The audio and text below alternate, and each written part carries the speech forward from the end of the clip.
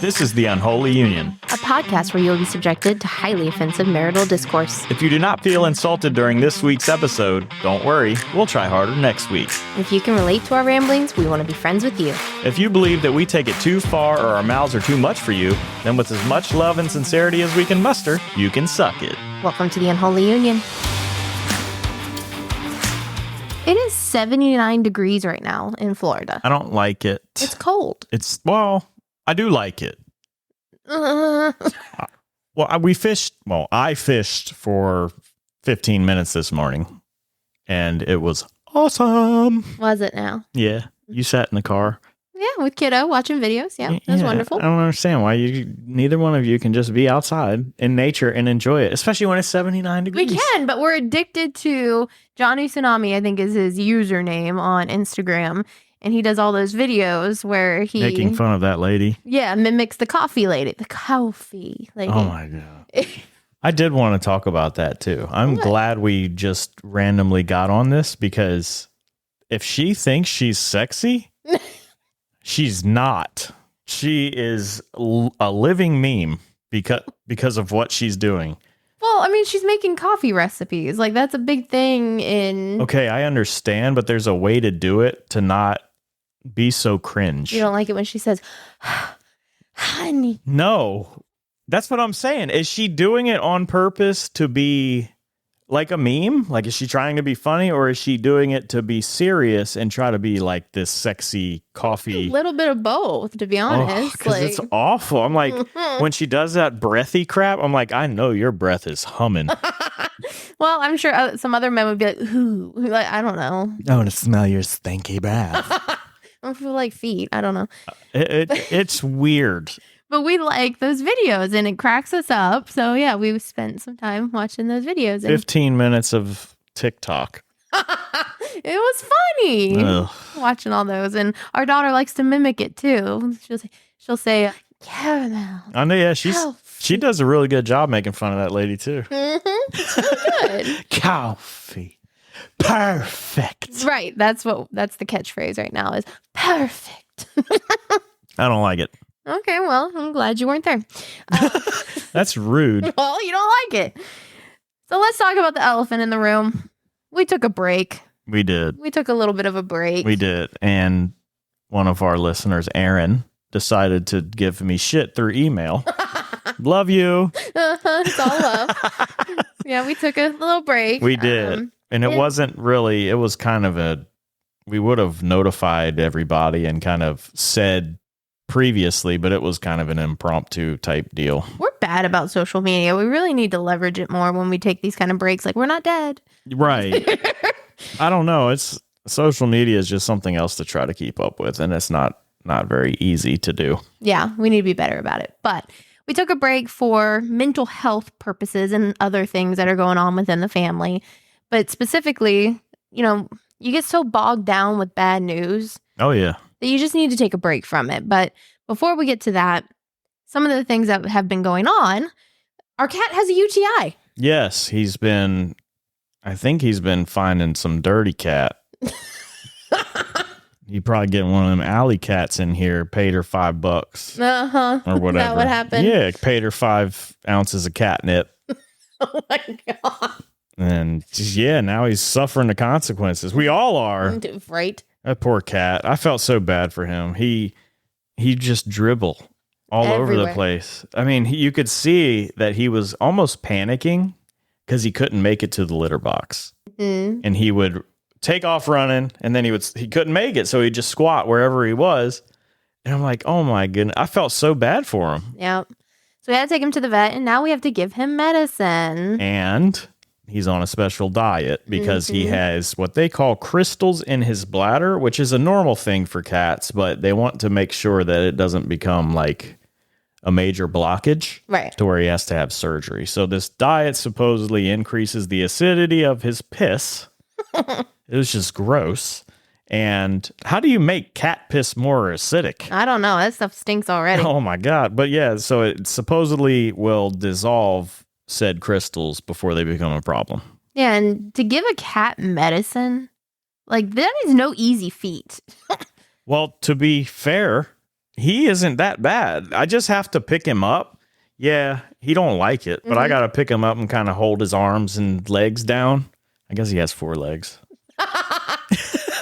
2 arms, 2 legs. Yeah, kinda I got to hold all of his limbs in like a stationary spot so he doesn't try to kick and get away, but then I have to hold his mouth open and squirt the syringe in his mouth. But what was very interesting was giving him a pill. Right. I put it in his mouth and he just swallowed it. I was like, the fuck? That was easy. I thought that was going to be the hard part versus the liquid. Mm-hmm. It was easier. And we've had a lot of, animals in our life, pets over the years. Yeah. And the only time that I can remember giving a cat medicine and for one of my pets, I've only ever had one besides this one. Anyways, we would put it in his food, his wet food, and he would eat around it. Oh, yeah. So for our cat, Benny, to be able to just swallow it, he's a champ. Yeah. Well, I mean, I kind of don't give him much of a choice. That's true. I guess you could say, because I'm holding him and giving him both doses. You stroke the throat after it goes? No, I just tell him I'm going to put you in sleeper hold if you don't take this. No, but I just put the pill in his mouth and I kind of close his mouth for him a little bit and then it was gone. So I hope he took it. I mean, where would it go? I don't know. Okay. Well, then our daughter has lice again. Oh. Second round here. Yep.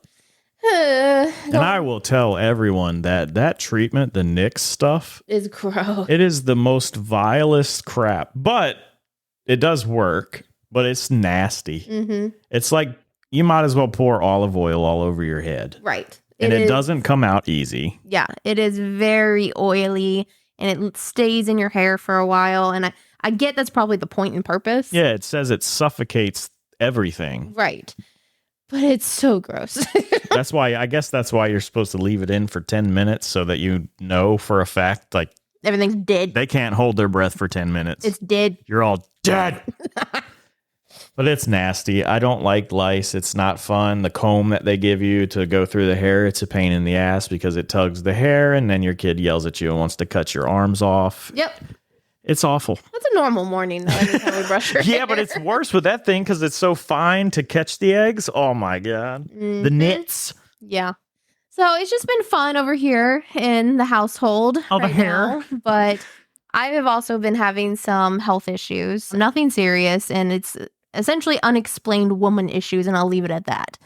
But one of the things I wanted to talk about is that when I went to the doctor, well, let me back up. I called the doctor when I started having the issues, and they basically brushed me off and told me, to wait until the next available appointment, which is like 2 weeks from that.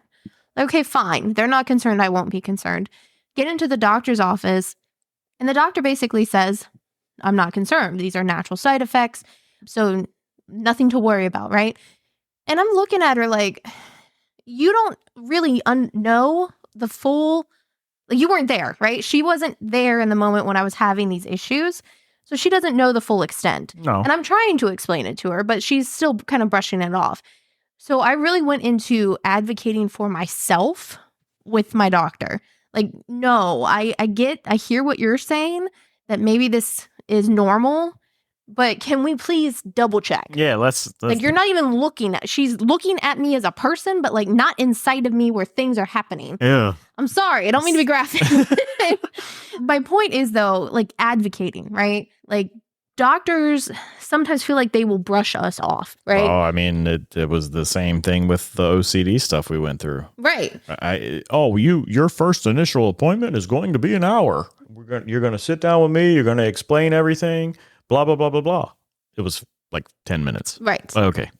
Exactly. So I really want to harp on this for a second and advocating for yourself with your doctor. Yep. Because feeling brushed off like that, if you leave that appointment without doing it, then you are essentially leaving without answers, right? Yeah, and all you're going to do is have to schedule another expensive appointment. Right. If the issues keep occurring or if you still have concerns, right? So at this appointment, I advocated for myself and got the things that I wanted. Basically asked her, like, can we do this? She says, well, I could be convinced. It's like, why do I have to convince you? Yeah, I know. It's like it's almost like a precautionary thing. Right. Can we double check? Right. So definitely advocate for yourself. Another thing that this doctor said, and I'm 10 seconds away from switching doctors at this point. I think you should anyway. Is the age of personalized medicine will be long after she and I die. And when she said that, I'm like, so there's a way. There is a way to have personalized medicine.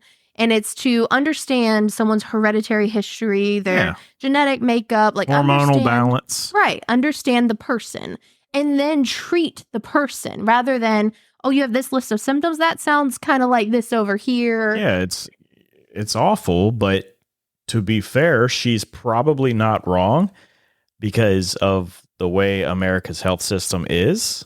It is all about profit. And doing those personalized medicine things, it's very expensive. Well, and I get that. I understand that it's very expensive. I understand that it's not what's being done today. But if you, as a medical professional, know that it would help your patient, why wouldn't you fight for that? She probably does. But insurance... I don't believe she does, but continue. Insurance will not cover that kind of stuff. They want to lump you in. That's the problem. I know. Insurance. is a fucking scam because it's crap. Like, she just essentially told you, like, everything that I'm doing right now is putting you into a classification and not specific to you. Right. That's bullshit because your issues are totally different from everybody else's issues. Nobody's the same. But that's the problem. So you've got Big Pharma who runs a lot of stuff. You've got giant insurance companies who run a lot of stuff. And then you've got the hospitals. They're all in cahoots to try to, get the most profit out of you. It's awful. It seriously is awful. And listen to the episode with Justin Bizzaro because, well, it's conspiracy tinfoil hat shit, but he and I think that even food companies may be involved in all that stuff. Right. Because the first thing you should do is change your diet for health. And they never do that. Like, they never tell you that in a hospital. Of course not. They never say, hey, you're eating too many Whoppers. And I'm not talking about the fucking Burger King one. I'm talking about the chocolate. What does that say that I thought about the Burger King one? But the point, though, is why don't they advocate? See, that doctor could advocate for you changing your diet, and she didn't. Right. And that's free, but that's free. That costs them nothing, or it will make them no money, but it costs you nothing. And, well, it costs you going to the grocery store, but they don't make that money. Right. So they want to pump you full of hormonal imbalancing medication like birth control, because that's what that does. It fucks with your hormones. And then they're going to keep throwing pills at you until one may work okay. Right. But there's a laundry list of side effects for very little gain when there's other things out there that can balance your hormones that are natural. Yeah, I mean, the ultimate goal, though, for birth control is to not get pregnant. I understand. You can't do that naturally unless, you do some outwardly contraception. I understand, but that's what condoms are for. True. I did a science class at Liberty University, which is a Christian university, biology class, and they talked about bang bang, bang-a-lang. Why are you talking in code? They talked about sex. Got it. Yeah, they talked about sex and they talked about contraception, and they're a Christian university, but they had a lot of good points on why you shouldn't use hormonal type of contraception because it can be permanent. It can make you infertile for the rest of your life. If you ever want to have a kid, things of that nature. At this point, they can rip it all out of me and I would be extremely happy. I am over this shit. But my point in all of this is saying that personalized medicine and the fact that for whatever reason my insurance isn't covering most of the costs here. I'm spending like $250 out of pocket on some of these things. For preventive medicine. Right. Which is crap. Exactly. So it's just like, it just feels like even if you do advocate for yourself, you're going to be out of pocket at some point. Like, you're going to have to pay for it. And that's bullshit. Well, in all this, all this is to say we're already being squeezed hard from inflation, rising taxes, and things of that nature. But now you're having to pay $250 just to go see a doctor, right? For a lady time doctor. I'm serious. You can say GYN, honey. No, I know, but it's just messed up. It doesn't make a whole lot of sense, and this dog is tripping. Literally. So all that She derailed you a little bit. So with all of our other problems that are going on, again, one of the bigger drivers, we have a lot on our plate. The news just fucking sucks. Yes. We needed a mental health break to deal with all of our things and just kind of like break away from the news, essentially. And we have not been sleeping on the podcast. No, we've been working our butts off, and we'll get to that in a second. Right. We have a lot of things on the burner. Right. Cooking. So I want to make it very clear that I think mental health breaks are important. So rounding out all of the other problems that we had, talking about mental health and taking a break from bad news, I think is extremely important. One of the things that I don't think that we as Americans do well, though, is taking that break and actually unplugging. No, we don't. And I think for us, unplugging is different than for other people or other countries even. Like, when I think of what we did over the last 2 weeks, we really weren't unplugged. Absolutely not. We had so much going on with lives, right? Our other problems. But also to step away and not read the news, I think to us that was kind of unplugging, but still to an extent we're still ingesting that. 100%. Like the Gaza, Israel, Palestine, Hamas war, what conflict is going on, and that you can't. It's almost like you can't mute it unless you completely unplug, as in don't look at your phone. Screen time, go bye-bye. Right. And that's hard. 100%. But I was curious, like, what other countries allow should someone get to a point where they need a mental health break? And I want you to listen to this because I want to talk about it for a second. Under Germany's burnout leave policy, if you tell your work you are burnt out, they as a country have a policy for burnout leave. Employees who are suffering from burnout can take up to 72 weeks of paid leave. The policy aims to help employees recover from their stress and restore their energy and motivation. It also benefits employers by reducing absenteeism, turnover, and the healthcare costs. Can you imagine the difference in this country for mental health if that was a thing? Yeah, it would be good. Right. Like I think overnight, well, I guess over 72 weeks, the mental health of many people would improve drastically. But I don't know. I can see a lot of abuse going on with that. 72 weeks. That's more than a year. Well, okay. So I didn't get into the nitty gritty of it, but the way it sounds is you have to be essentially diagnosed with burnout. I'm burnt out, doc. Well, you go to your doctor, you go to a therapist, and they say, yeah, you're burnt out. Here's 72 weeks of paid leave. 72 weeks? That's fucked up. It's insane. I agree. But can you imagine what would happen to somebody? I think work is just a very small fraction of mental health. I do. I think it's more to do with everybody being a zombie, a cell phone zombie, and focusing on that all day, every day, spending hours upon hours getting that dopamine hit of scrolling through Facebook, Twitter, Instagram, all that stuff. I think work is a lot less. I don't believe that. This country used to work their fucking asses off. And look where it got us. I understand. But they didn't have this like major depression type of issues. No, that's wrong. They did. They just covered it up with that's not normal. So nobody showed it. Nobody sought help. There was still suicide, especially during the market crash. Well, there yeah. Was still of course there was. People with alcohol and drug abuse because they wouldn't go get help. So no, I feel like I don't it believe was a that. lot less. Technology is poison.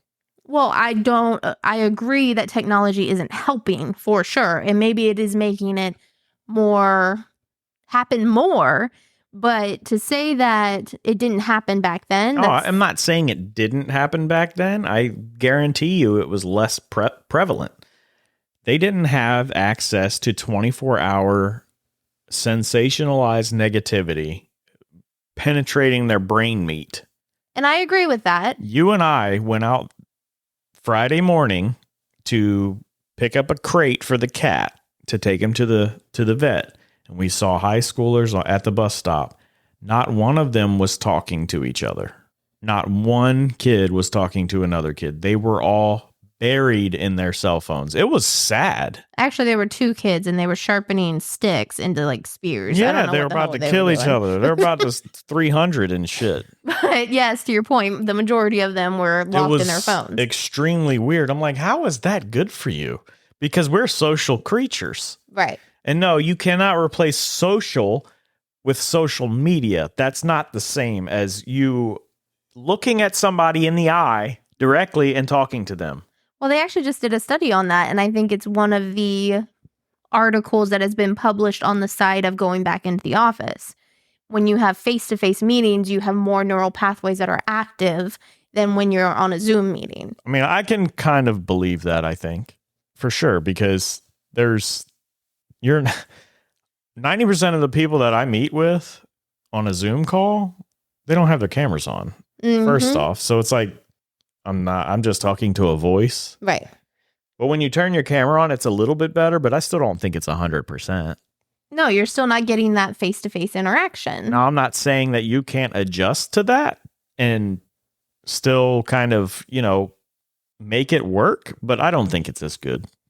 But to the point of mental health breaks, I mean, 72 weeks might be too much, but for people who are diagnosed with anxiety or depression and it is severe and you give them a 72-week break, I could foresee that they would come out of the severity of it and be able to manage it easier. I don't know, because I feel like if you gave somebody 72 weeks, it might get worse because they could sit at home and be on their phone all day. Okay, so we're half full, half empty kind of deal right now? I think that work is a very small portion of mental illness in this country. The way the U.S. does work, I don't agree with that.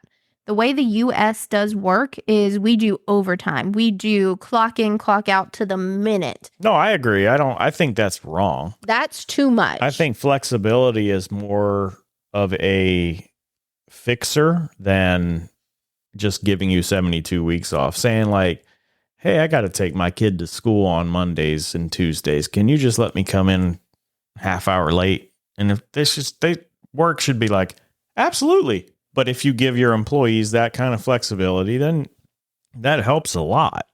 I agree with that, but you look at countries in Europe, right?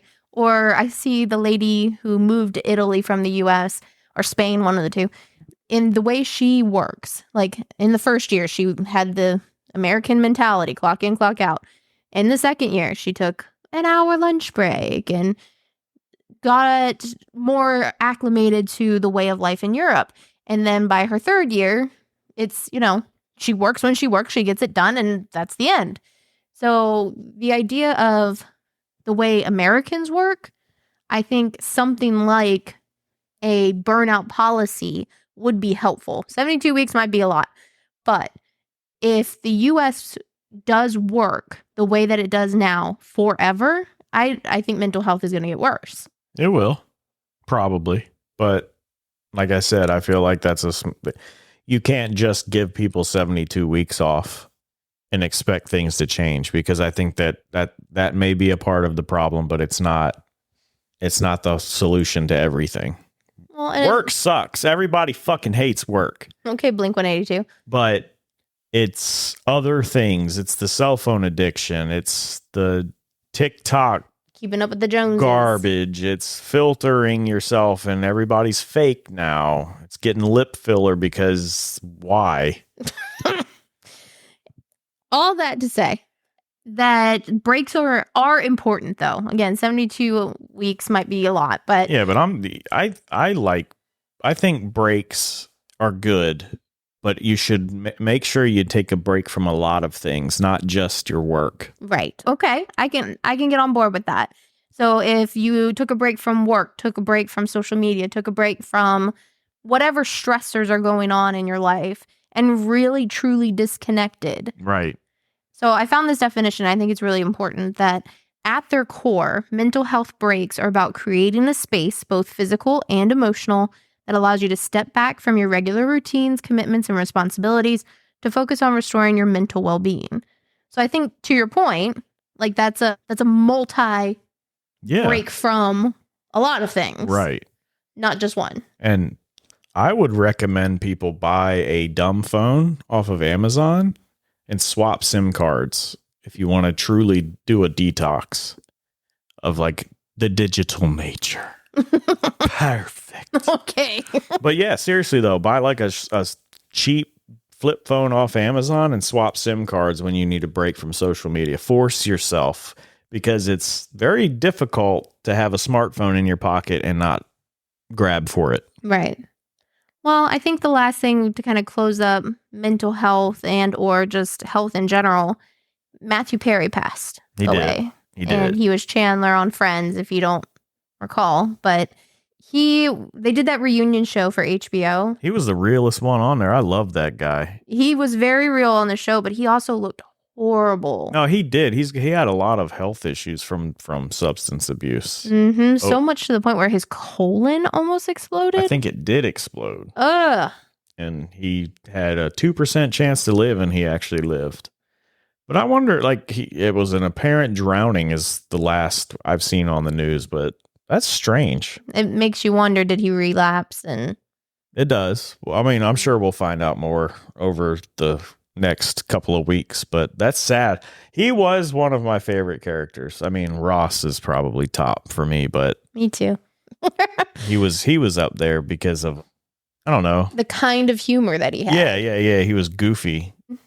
I don't know. That's sad. So he was 54, I believe. Yes. Like, I don't know. It's weird. Like, growing up in the 90s, right? That's all we watched. Yeah, that was like the biggest show ever. Right. And for him to pass at 54, they had the reunion show. They said they didn't want to ever do like an actual Friends episode because they left it off so well. And I agree with that, but yeah, that is now completely gone. Like, you can't do it without him. No, it's like going to see AC/DC right now. Well, no, I think they got him back.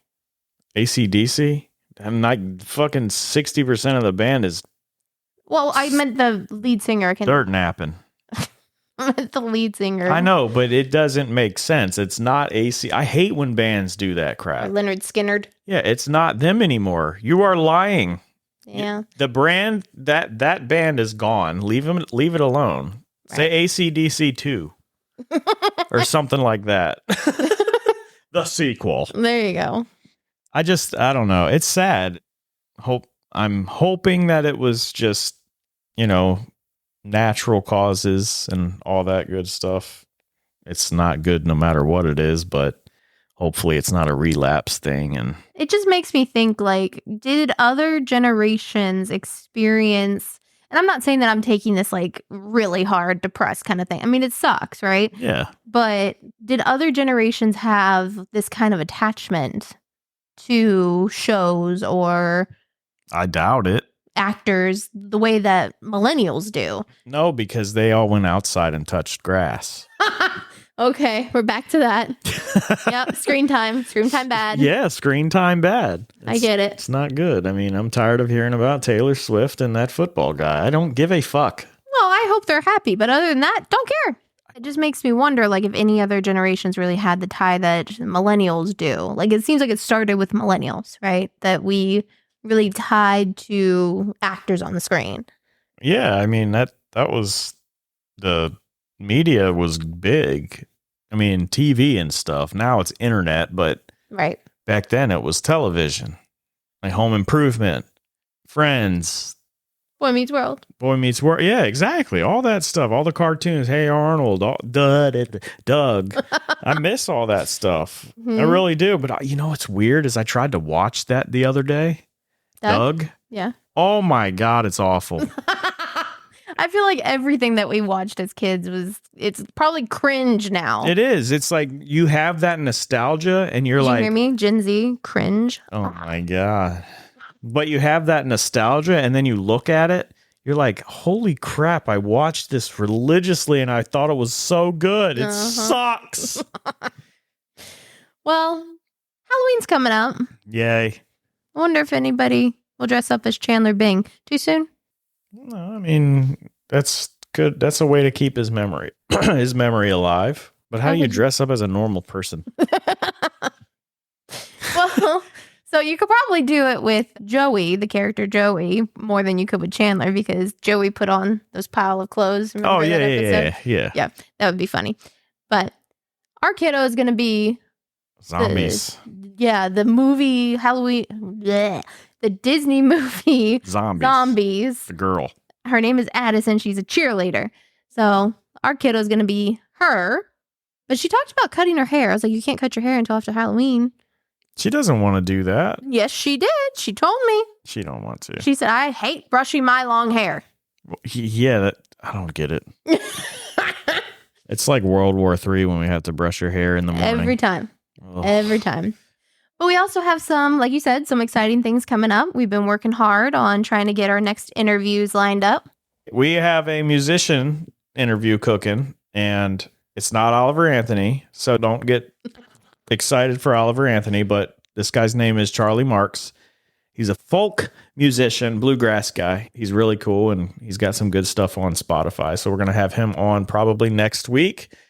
And then we have another one. Hopefully we're working on scheduling her right now. Talking all about the idea of sustainability within the world for infrastructure. And that does equate to water, but also sharing of wealth. So we'll see when we can get her in as well. Yeah. Sounds good. Lots of good stuff. Love you. Goodbye.